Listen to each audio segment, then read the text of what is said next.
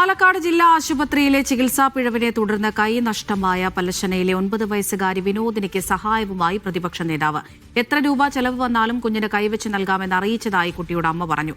മുഖ്യമന്ത്രിയുടെ ദുരിതാശ്വാസ നിധിയിൽ നിന്ന് 2 ലക്ഷം രൂപ അനുവദിച്ചെങ്കിലും ആ തുക മതിയായിരുന്നില്ല. കൂടുതൽ സഹായത്തിനായി കളക്ടറെ സമീപിച്ചതിനിടെയാണ് പ്രതിപക്ഷ നേതാവ് വി.ഡി. സതീശന്റെ ഇടപെടൽ.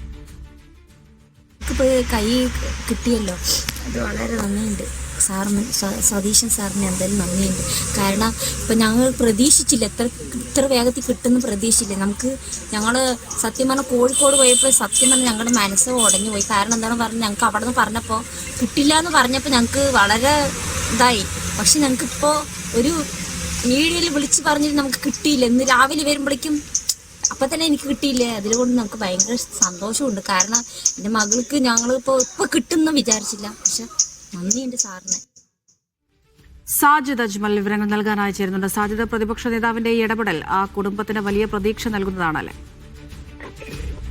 തീർച്ചയായും 9 വയസ്സ് മാത്രം പ്രായമുള്ള കുഞ്ഞിന്റെ കൈയാണ് ചികിത്സാ പിഴവിനെ തുടർന്ന് മുറിച്ചു മാറ്റിയത്. വിനോദിനി എന്നുള്ള 9 വയസ്സുള്ള കുട്ടി ഈ കൈയൊടിഞ്ഞ് ചികിത്സയ്ക്ക് വരുന്നു. പിന്നീട് ആണ് ഈ കയ്യ് പഴുക്കുകയും കയ്യ് മുറിച്ചു മാറ്റേണ്ട ഒരു സാഹചര്യത്തിലേക്ക് പോയത്. പിന്നീട് 1 മാസത്തിലധികമാണ് കോഴിക്കോട് മെഡിക്കൽ കോളേജിൽ ചികിത്സയിൽ കിടന്നത്.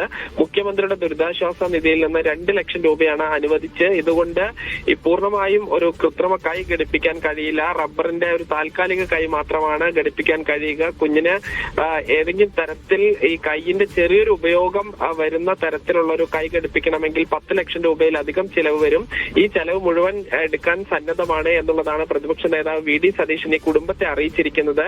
അതിന്റെ ഈ മുഴുവൻ ചെലവും വഹിക്കാമെന്ന് പ്രതിപക്ഷ നേതാവ് വി.ഡി. സതീശൻ കുടുംബത്തെ അറിയിച്ചു. അതിലെ സന്തോഷമാണിപ്പോൾ കുട്ടിയുടെ അമ്മ പങ്കുവയ്ക്കുന്നത്.